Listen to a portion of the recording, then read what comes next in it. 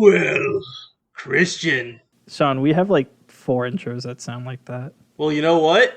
Well. Damn it. Hi, Christian. Today's a big day. Is it?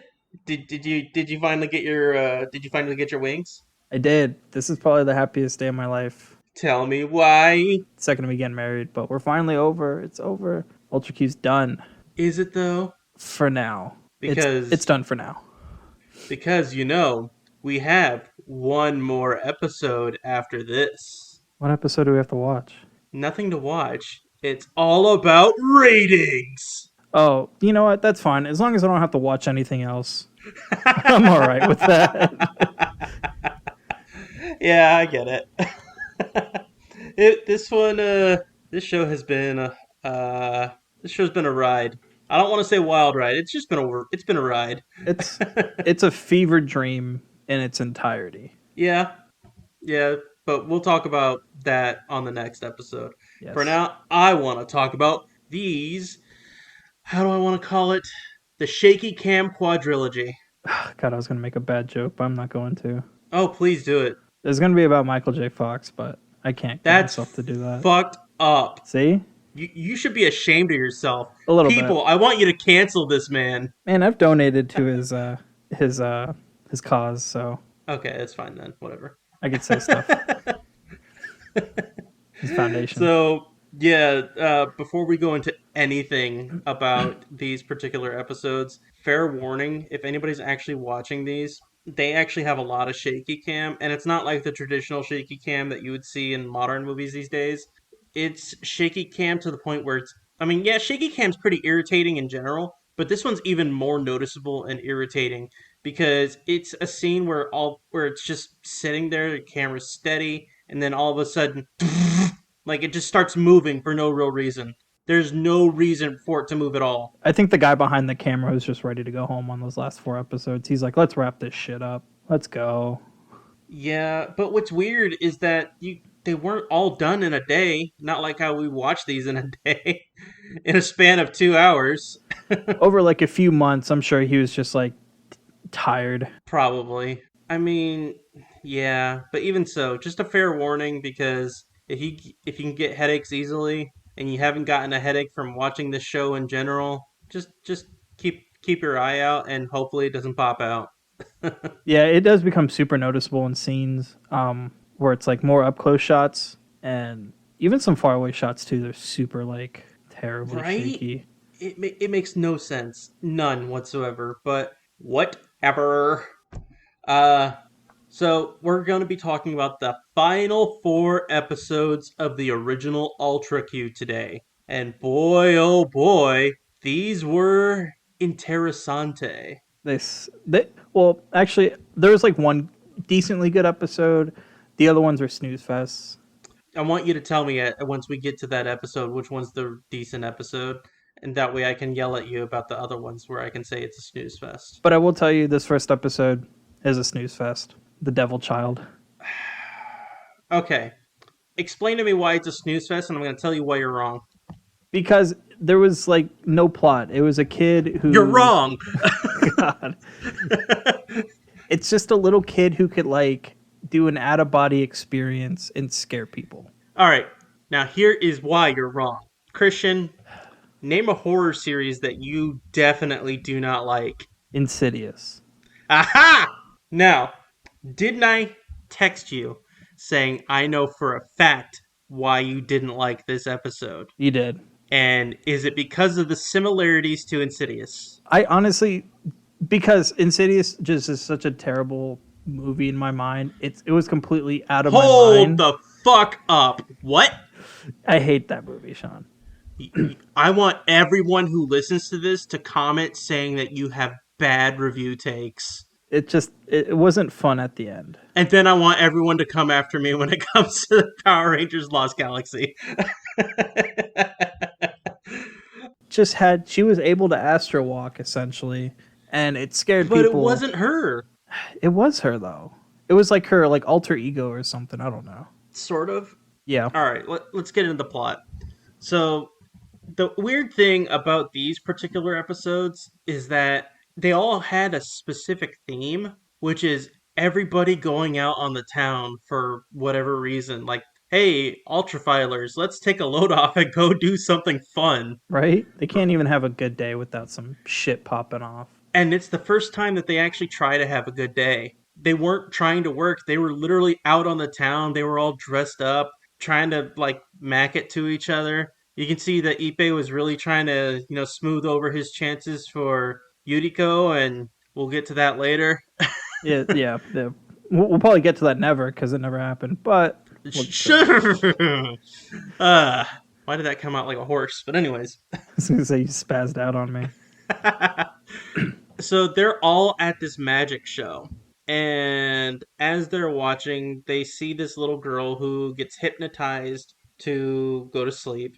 And they put her in this cupboard, and they close the cupboard. And as soon as that happens, another little girl, like a ghostly little girl, starts dancing and walking on top of the cupboard and above and around, like on like this little. It looked like she was walking on glass, but there was nothing there. Yeah, it was kind of a weird. Like the effect that they used didn't even look right.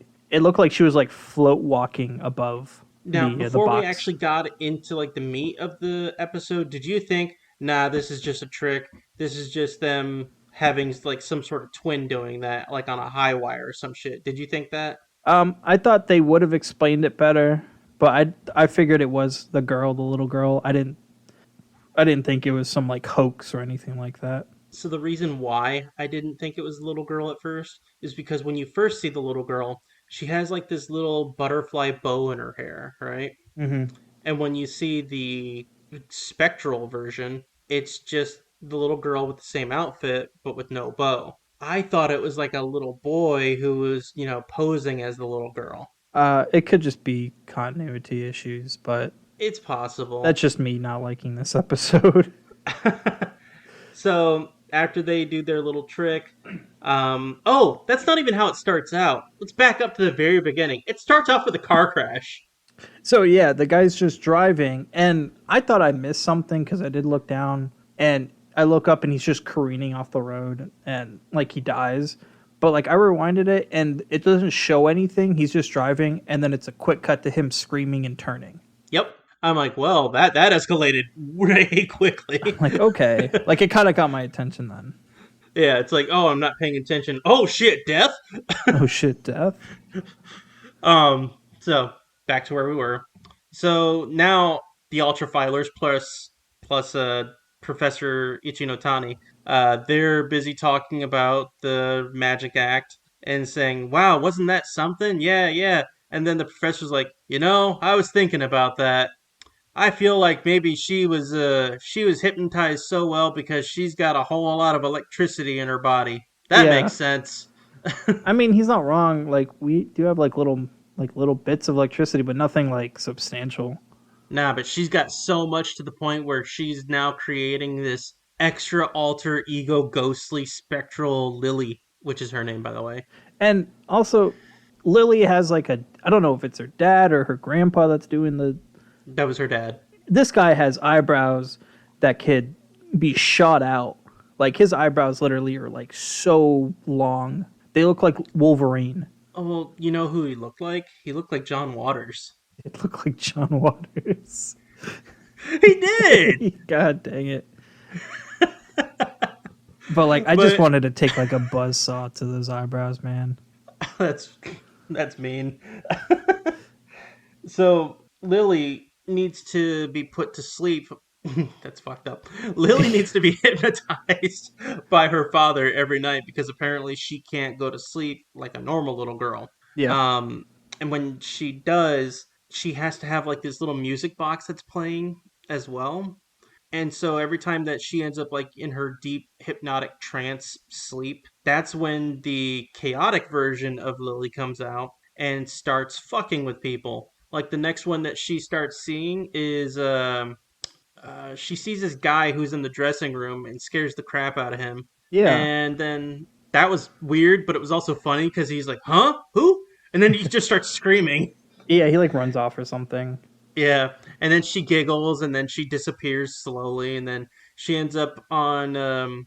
I think it was like the roof of the building, and she sees the security guard there, and she scares him to death, and then she steals his flashlight of all things. Yeah, so they end up like all the stuff that she like when she kills the people, I guess, they end up in her like her little music box. Yeah, all except for the flashlight because I didn't see that. No, yeah, I think they oversee that one. Yeah, and God, the way that she ends up killing these people, she just shows up and they freak out because they're not paying attention to whatever they're supposed to be paying attention to, which is their own fault because they're bad drivers at that point, Yeah, and then they die. it's unfortunate. It's an unfortunate way to go to see a ghost girl and then just So after that, the ultrafilers they're trying to investigate what's going on here. They end up taking Ipe over to the professor's house or workshop, lab, whatever you want to call it, and they start doing this electronic test on him or electric test on him, and they're able to actually split Ipe's negative energy from his body and actually create a ghost double of him for a second before they decide to like turn everything off and actually manage to merge them back into each other. It was so weird. that was kind of a cool effect. I did like that.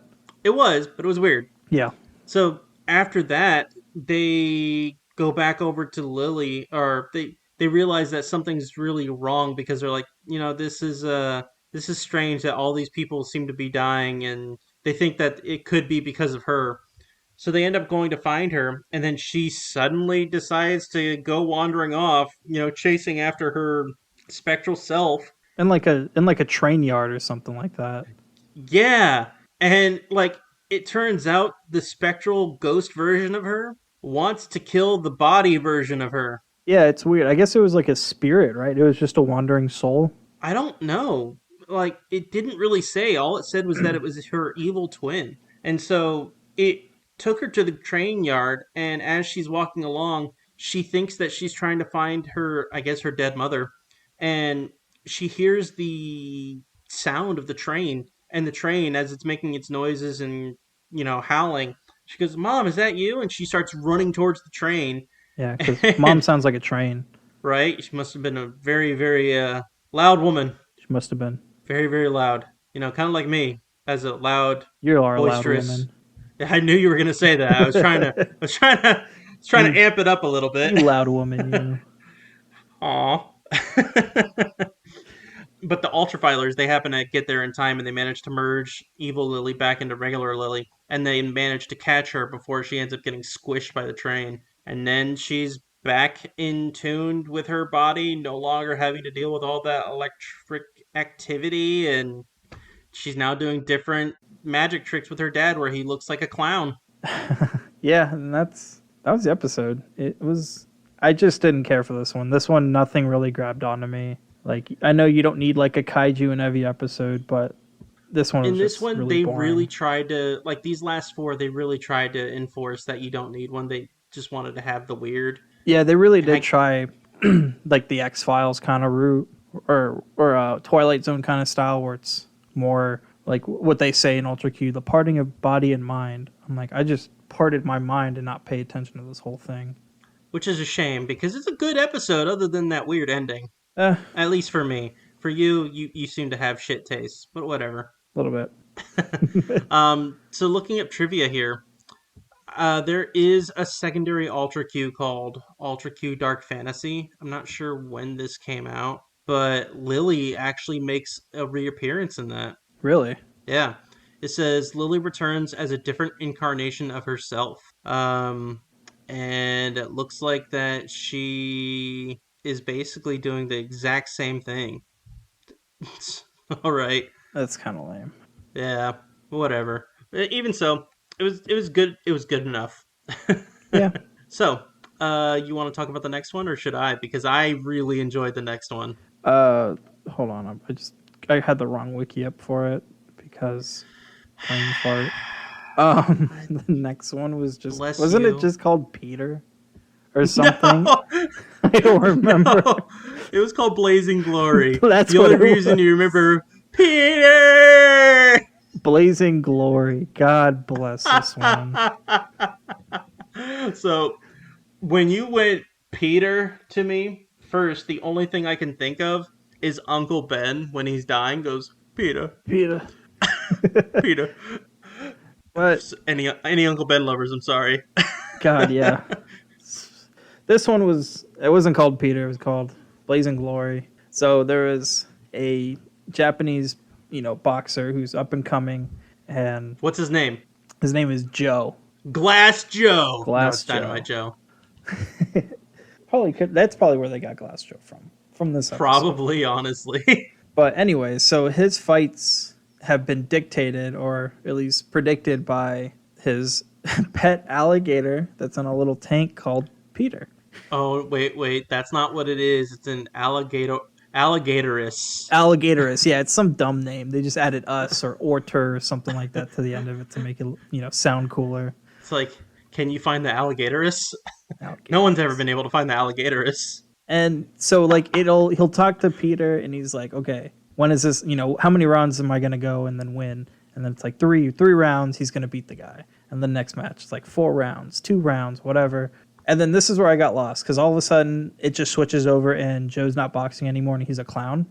Yeah, like it was weird because it was so sudden. Now let's talk about this alligatorus for a second here. Let's talk about Peter. When you first see Peter, he looks just like a little lizard, right? Just like a little itty bitty lizard that's living in a fish tank for some reason, right? Yep. When you see Peter taken out of the fish tank and he goes like, "Okay, I'm going to take you out, but only for 10 minutes." I was not expecting what came out and I had a blast. So they explain it, which is kind of funny. So when you take him out of water or anything cold for a little bit, he expands.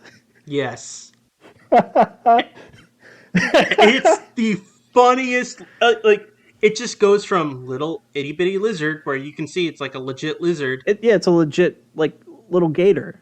Yeah, into this guy in a suit, and it's the funniest looking lizard suit you've ever seen. And funny enough, it looks more chameleon than anything else. Right? Like it doesn't look like an alligator or whatever they're trying to portray, but it looked ridiculous. Absolutely, yeah.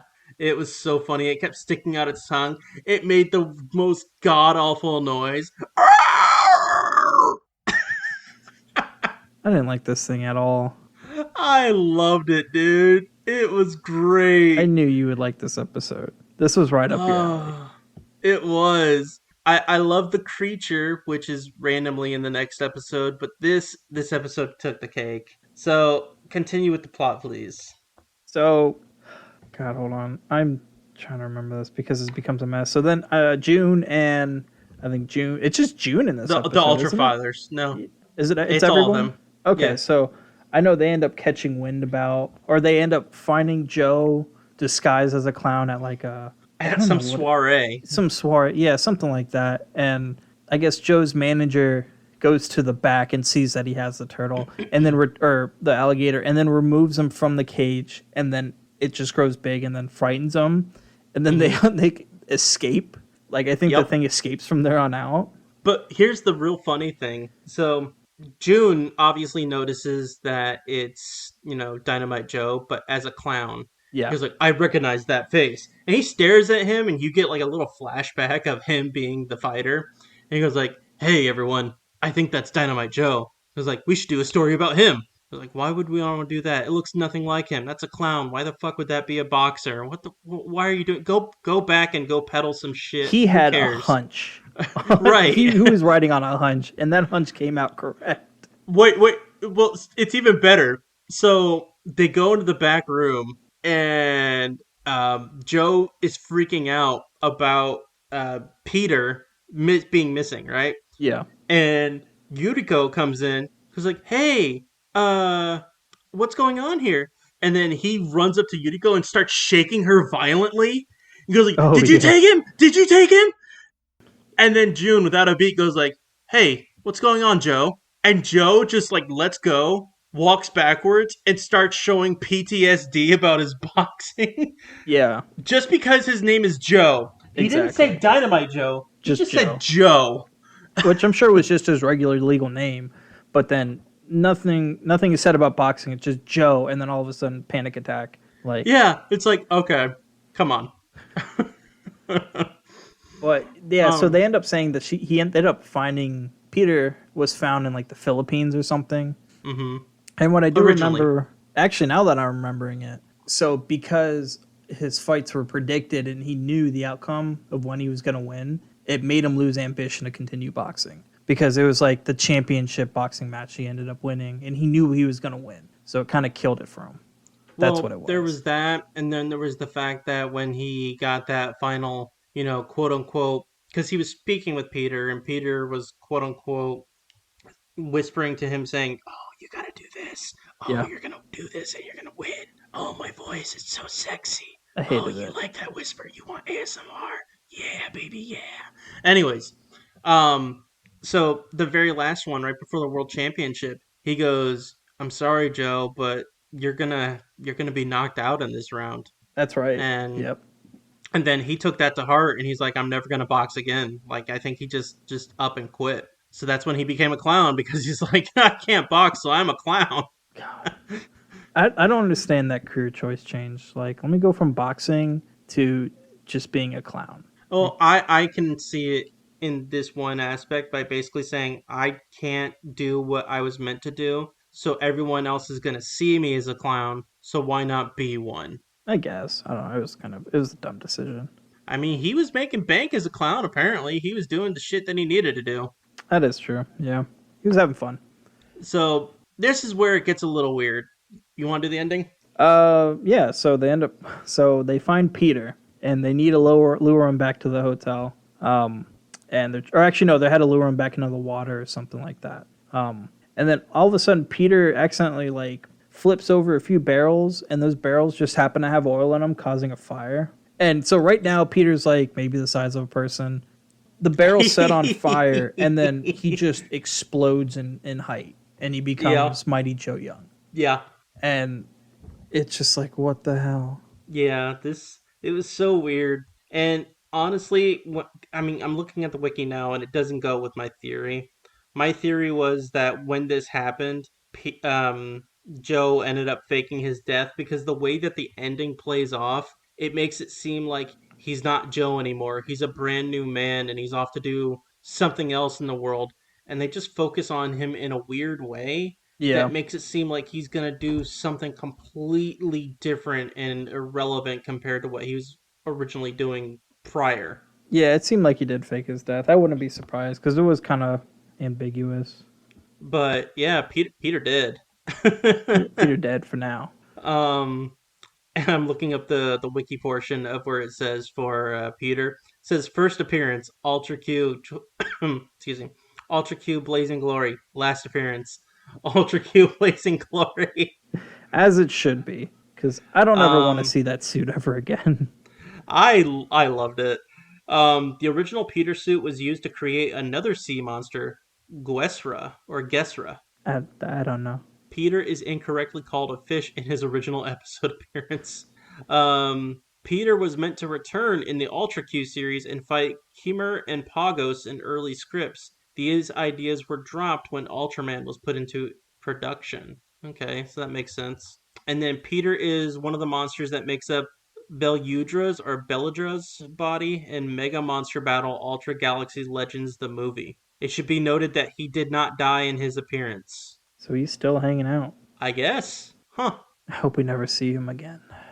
I mean, if we ever continue, I mean, we're going to, but if we ever continue the Ultra series in general, oh, we'll see him. We will see him.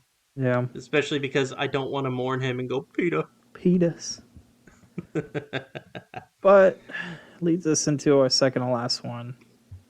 Oh boy. Oh boy, oh boy, oh boy. This one was good until the end, and that was really about I it. I want to do this one, and you know why I want to do this one. Go for it. All right. Ladies and gentlemen, boys and girls, today we are on a special trip. Today we're going in the air. Today we are on special flight 206. Oh no! There is a giant space portal! Oh no! It's a misty space portal! Oh no! Transdimensional! What's gonna happen? Everyone, this is called Lost. This is Lost, the Ultra Q episode. It really is. So June and Ipe are on this special flight. I guess they're on a pilot, on a pilot's conference flight. Yeah, And as they're on this supersonic passenger jet, they decide that I mean, not that they decide. Um, as they're on this jet, suddenly there's turbulence, and they end up in this giant. It almost looked like a black hole, but it was in the middle of the sky. So yeah. it's almost like an air hole, basically. And as they end up going through, everybody that's on the plane ends up getting knocked out and falling asleep. Along with them on the plane is an air marshal along with a prisoner. Which Lost. the prisoner, they let him like dress up really nicely, and they gave him a hat. He doesn't look like a prisoner. He looks like a regular guy. Right? Except for the fact when he attacked that flight attendant, like give me some sugar, that sort of thing. Like that was just kind of. I guess it's his character, but I'm like, man, she's offering you like in-flight snacks. She was offering towels. She was just offering towels. Oh, was it towels? I thought it was snacks. It's just towels. Obviously, you weren't paying attention, Maybe I think sir. I was just hungry when I was watching these episodes. So, as soon as it happens, Yuriko and Ichinotani, they are freaking out. Like, where are they? I can hear their plane, but it's not there. Like, they literally hear the jet engines above them, but they don't see anything. So they go into the air traffic control tower, and they're trying to find out what's going on. They can't even see it on the radar either. It's completely gone. So cut back to the plane. It's not parked, but it's basically like flattened down onto this, what, I don't know how you would call it, but it's It's on. basically like this cloudy surface. Yeah, they're just sitting on clouds. Yeah. And so everybody wakes up. They're all trying to find out what's going on.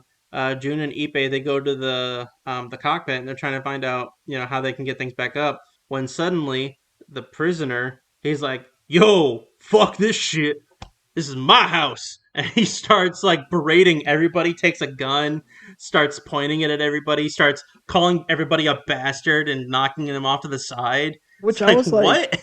I was like, where do you plan on going? Nobody knows what's going on, and yet you're gonna try to leave, and you have no idea where you're at. And then he takes hostages. He He takes does. the pilots, and then he also takes Jun and Ipe. Which It's like, okay. he like shoots at the pilot, so like one gets shot in the arm, one of them gets shot in the head, and I thought he got shot in the eye at first. I'm yeah, like, and he's like damn. holding his head, and he falls slowly, and then just to fast forward a little bit, he's alive. Like that Yes. pilot's still alive. He just has a bandage over his head. Yes, Not like that, he that is needs. correct. He just got shot with a bullet. It's not like he needs open head surgery or whatever. Now, it's not like that the guy was aiming at him at that point because June did try to knock him out. So let's back up even more because we skipped ahead Yeah. a little bit here. So he takes the pilots and Jun and Ipe out, and he's like, "We're gonna go investigating." And as they go investigating, there's all these other planes, and I think there was even a couple blimps up top. There's a lot That, of like Zero fighter jets from World War yeah, II and stuff like that, which was pretty neat to see. yeah, and they're all stuck up there. And they see that there's this pilot in one of these jets, and they go over to investigate, and like, they pat one on the shoulder to see if they would respond, and then the pilot just sinks down and disintegrates because they've been there for so long. Yeah. Um, God, what happened next? Oh, so that's when June uh decides to take things into his own hands, and that's when he starts attacking the prisoner, who's no longer a prisoner. He's now, a kidnapper. Which that was a good fight. That was kind of cool to see June just starting to try and kick his ass. He beat ass. He did. um, but when he was doing that, that's when the gun was pointed outwards, and just he started randomly firing, and then got a stray shot in one of the pilot's arms and the other one in the dude's face. And then Ipe's just like, "Oh man, what do we think? What do they think of next?" Right. And so June is beating ass, and then the guy, he ends up getting kicked backwards, and then as he tries to get up, he ends up falling through the cloud. It's like, huh, that's weird. But then there's a scream, and boy, oh boy, boy, oh boy, oh boy, oh boy, oh boy, oh boy, oh boy. This went downhill for me real quick. This is where Christian sends me a message saying, "Sean, you may You may like like this this one." episode. The reason being, folks, I'm gonna do a side tangent here for a second. one of my all-time favorite movies. It's not a good movie by any stretch of the imagination. I haven't even seen it, and I could tell you it's not. He has not. I'm going to force him one day. It's about a man who becomes a walrus. It's called Tusk. And this movie, for me, is utterly fantastic. Now, what we saw today on this episode, Flight 206, was a giant walrus kaiju named Totola. And it didn't need to be there. For It some did reason, not. it just was there. It hangs out. A walrus that hangs out in the sky. A Normal. trans-dimensional walrus in the sky. I hate it. You know what? Oh my god, I just now thought of it. Lucy in the Sky with Diamonds. Because one of the things with that the hostage taker, he was like looking in the ground, he was like, "Oh, there's diamonds everywhere." Which by the way was bullshit because June found a bunch of marbles. He clearly in his hand Yeah. had marbles, and all of a sudden this guy's like diamonds. Like you're Well, clearly he retarded. lost his marbles. There was marbles. There was no diamonds. He was misled. I'm just saying, whatever. Lucy in the Sky with Diamonds, He's in the sky with marbles. don't hate. Whatever. I don't even like the Beatles. Cancel this man. They're boring. I'm not gonna get into that tangent. But anyways, continue with this crap episode. So they start firing this gun that should have run out of bullets many bullets ago. Yeah, this was like a 15 shot revolver. Yeah. And, and it's just a really bizarre looking walrus. And they're like, you know what? We need to get out of here. They go back on the plane. They somehow manage. I forgot about this. There's two Oh Americans on yeah. the flight, and it's two Americans who have the only English lines in the entire show. They're like, "I'm gonna fix this. Let me go fix the radio. Here, hold my bag." Or some shit like that. I Like don't I was remember. kind of expecting him to speak Japanese. Like I figured because it's in a Japanese setting, he would, speak some kind of Japanese, but he's just full blown, I'm gonna fix that shit. And then goes and Really, fixes it. it really was, and they fix it. To his credit. Yeah, and it's And fixed. so June and Ipe get back on. They manage to, contact the Tokyo Tower. And what's really weird is that at this point, you can tell that Yuriko is madly in love with either June or Ipe. Which, as I mentioned before, when you can tell with episode 19 that she's really, got feelings for June because of the way that did you? I don't remember. Did you finish 19 at all or no? No. Son of a bitch. Anyways, the way that she freaks out, it wasn't really about, oh, I'm losing two of my friends. It's, oh, I'm losing the love of my life because they're not there anymore, right? That's how I got that. And then all of a sudden, whenever they're like able to get back in contact, she's like, "Oh, I've missed you both, but I really miss you, June." It's Yeah, it was like, weird. come on. I feel like that was forced in. So they finally managed to get the plane off, and as they're using their supersonic jet engine, it manages to knock the walrus backwards. Yeah, I So hated funny. this. That was so funny. It goes back up into the air, but they don't have any fuel, and this is where it gets confusing to me. They don't have any fuel. They end up going through their wormhole again, and then they're able to fly back out back into the real world. And it's like, okay. Like then the episode ends. There's nothing else to explain anything else that happened because obviously, yeah, you want them to be home safe, but it's like come on, like explain to me like how were they able to get anywhere without any fuel? Yeah. This episode just it was pretty cool, that concept of them stuck in the clouds and everything, but then all of a sudden this Totodile or whatever the hell it is came out. And that's where the episode ends. That's it. There was nothing to this episode that really excited me, and I mean, it was like I said, it was neat, the concept of it, but then when they went into that Cloud City room, Cloud City. it got weird and This isn't unnecessary. Star Wars. There's no Cloud City. This the kaiju is so unnecessary for this episode. Yeah, I will give you that. So I'm looking up the actual Totola right now. That way I can see if there's anything there. Give me just a second. I'm trying to find out. Let's see. Totola. Now the wiki is going super slow on me. Totala is portrayed using the Maguma suit from the film Gorath. Gorath. Yeah. Like its Toho counterpart, Totala's roar consists of modified elephant sounds used in The Animal World from 1956 and a mixture of Rodin's cackle. Oh, you know what? Gorath. I was actually trying to find that on VHS, and I was Really? never able to find it because actually a Well, lot of those like monsters had their own like movie. Like some of them did. in that case, that was such a non-story. I feel bad for you though. So, sad I'm okay. violin. I didn't need it. Sad violin.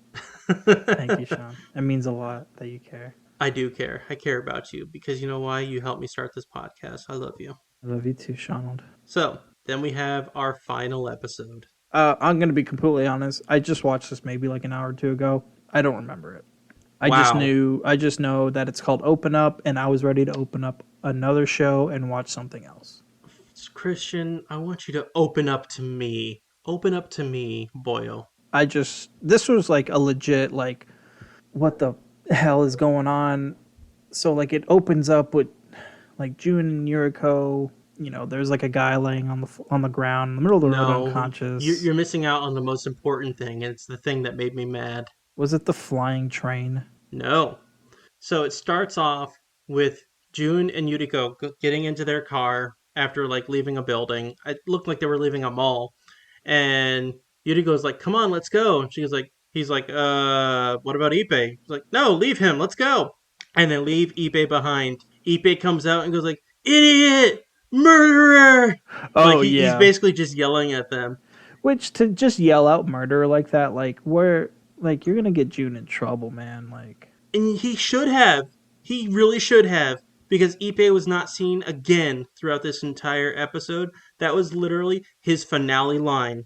that was And I yeah, he am mad. called June a murderer. I don't know why, or if it was for good reason, or if June really is a murderer. We're Ipe never is gonna the know. best And I character in never this want entire to know. series.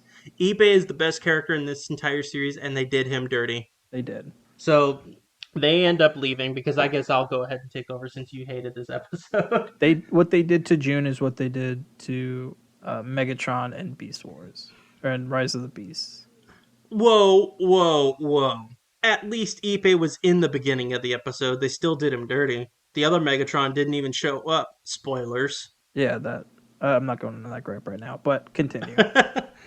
So, as they're driving away, Ipe's yelling at them. He sees this flying train going around in weird paths up in the sky.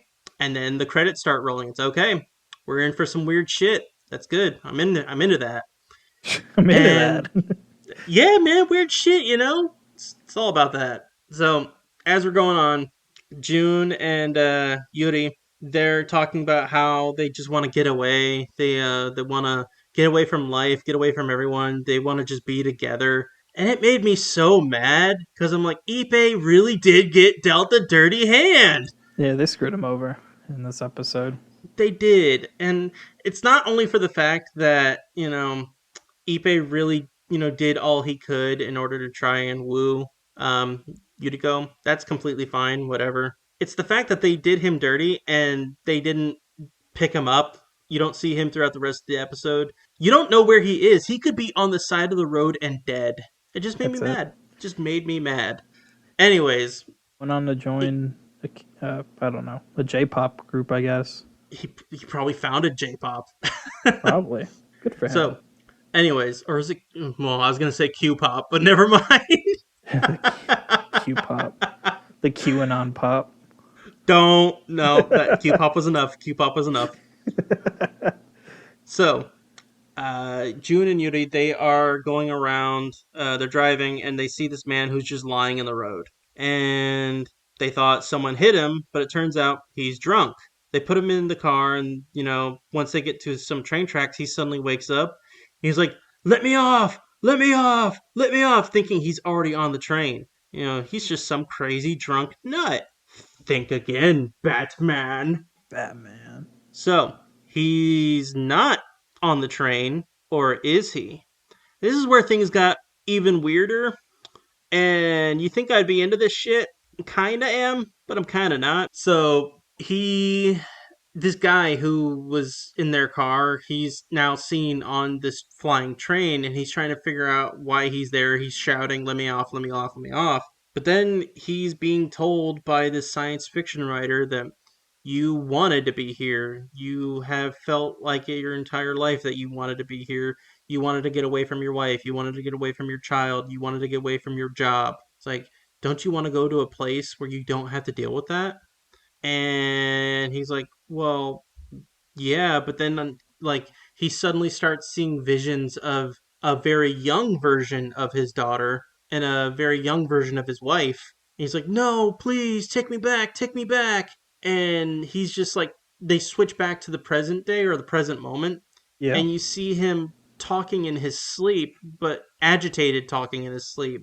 And where it got even a little more confusing here is I guess he ends up waking up at some point and he's picked up by his wife and daughter. Except they're not young, they're much older. Like his wife is made to look like a nagging housewife. His Yeah. daughter is made to look like a nagging um, younger woman. And the daughter is saying, "I hate you both. You're both miserable parents." Blah blah blah blah blah. It's like, oh wow. And Damn. the wife, she's just yelling at him like, "You're always putting your head down. You're always saying nothing." Blah blah blah blah blah. She just kept going over and over and over. He was like, "Taxi, stop the car. I need to get out." And she goes like, "Wait, where are you going?" "I'm going to work at 4 p.m. in the afternoon." Like, Right. lady, come on. You never know. Call centers, they start late. Yeah. You know. Um, so he ends up going to work, and his boss is berating him for being a drunkard. And then his boss gives him some random whiskey. Yeah, like you can't do that now. You can only do that in the 60s. Give your Right? employees get your employees all loaded up before they start working. It was very weird. But then he like hands the whiskey back, and he's like, "You know what? It was a good time working for you. Uh, See you later." And then he just walks away. It's like, huh, that was a strange B plot. So then you go back to June and Yuri, and they are back at Ichinotani's place. And there's another woman who is screaming in their like in the house, going, "Let us out! Let me off! Let me off! Let me off!" That sort of thing again. And she's apparently seeing these visions too. So the police get in contact with them, and the police are like, "Hey, so we have this imagery that was depicted on camera a while ago. It's not known to many people, but we wanted to make sure that you guys were aware of it because you're looking into this, and we don't want it getting out into the public." No. And it was such a interesting video because what it is it's these people that are about ready to get on a train, and then they start pointing at this other train that suddenly just starts lifting up into the sky and flying away. Yeah, like that was kind of a cool thing to see, like the train like that, because for some reason, you'll get to it, Sean. Lightspeed Rescue has like a train like that, hmm but this episode didn't really do anything for me, and it sucks because like I didn't want to have high expectations for the last episode, but I kind of was because it's like the last one of the season Last one of the series. or the series, but it bothered me. Now, what bothers me about it is that the last shot of this episode, it builds up from June getting this manuscript from the science fiction writer that you see at the beginning of the episode, Yeah. explaining, "I wrote about this fictional world, and somehow I managed to make it into this alternate dimension where this fictional world actually exists. And now I don't have to worry about the normal world anymore. Ha ha ha ha ha. Other people can get here, but who knows?" It's And like, that, whatever, okay. yeah. And as they're reading that, you see the guy, the drunk guy from the beginning, he's wanting to go back into that moment where he wants to get onto the train and he's crying out trying to get back to the train, but he can't get back to it because he already rejected it in the first place. And Oh yeah. then the episode ends. It's not an actual finale. It just ends. Yeah, I'm it like, was that sucks. I hated it. It like I said, it just didn't do anything for anyone. And it left Ipe all, by himself and he wasn't even in it. Uh-huh. I was very, very mad about that. We already went over that. um, Now I'm looking up on the wiki here where it says kaiju. So the kaiju that they have listed, which is funny, it says the train in the very dimension. Is that all it says for it? That's what they call it. It says it originates from the very dimension, a parallel dimension where the lives of its people are pleasant and free of strife. By mysteriously manifesting in Earth's dimension, the train accepts passengers who were looking to escape their tiresome lives, then brings them to its destination within the very dimension. Cool. Um, Goes over the Ultra Q history. I guess the concept of the train shows up in Ultraman 80. I The don't know. flying train concept actually shows up in Kamen Rider Deno. Yeah, that's the Denliner. But the train in the very dimension makes a brief appearance in Limbo from the 2020 Marvel Comics series The Rise of Ultraman. I don't know. I'm kind of. Oh, What's up? the train also takes a plot centric part of the OVA Ultraman graffiti, Wild Ultra Country, being the kaiju, aliens, and ultras transportation to work. What? Goodness. That makes me wonder about SSSS Gridman then. Maybe you got to watch it Huh. now. Have you seen all that, right? Yeah. Well, everything but the new movie. Mm. Yeah, the new movie I still have to watch, but I'll get there. I will get there. But yeah, that concludes Ultra Q. All 20 fucking 28 29 28 episodes of. You want it to be more just so you can say you hate it more. No, I am so glad to be over with this show. I have never been so excited in my life. I will say the one thing I'm glad about it, and this is strictly just for I can't say aesthetics, but it's more along the lines of not being annoyed that I actually have to switch out the discs for this particular case anymore. It's so Oh I can be yeah. lazy, basically. Yeah, I watch it on Tubi, so it gives me some ads so I could like take a break in the middle of the show and Uh-huh. watch something about Febreze for like 30 seconds Febreze. before more crap starts again. Febreze. All right. But that's all we've got for these episodes and this show. Or not, just kidding. Because, like I said, we do have one final episode remaining. And I do want to make that a little bit of an event between me and my buddy, Christian here. Hi. I have some logistics to do on what we're going to do. I have some writing I need to do because I want to be able to script all of that out. And by script it out, probably just some tables and graphs. Yeah. But once I get all that set up, we are going to be recording the final episode of season 1 for Toku for 2. And that'll conclude season 1.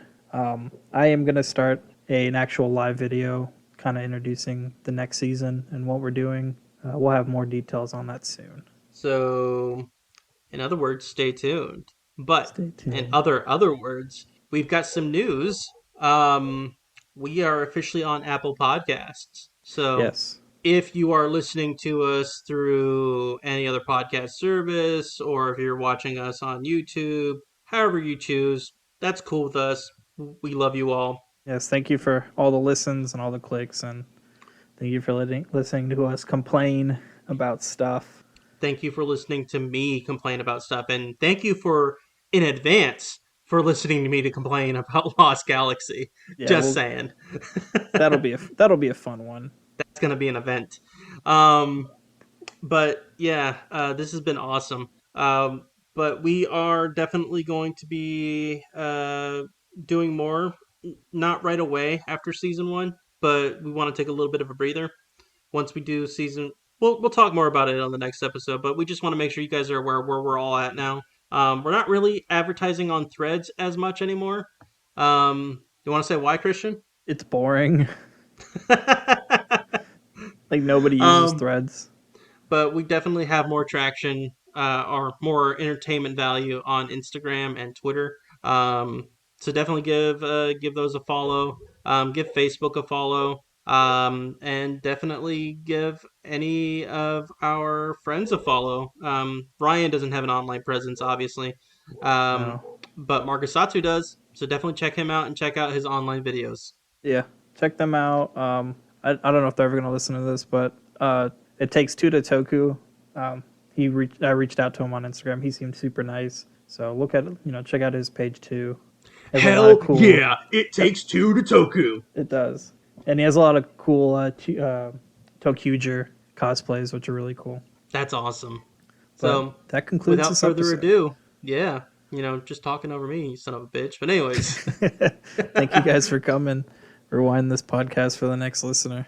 We'll see you next time. bye.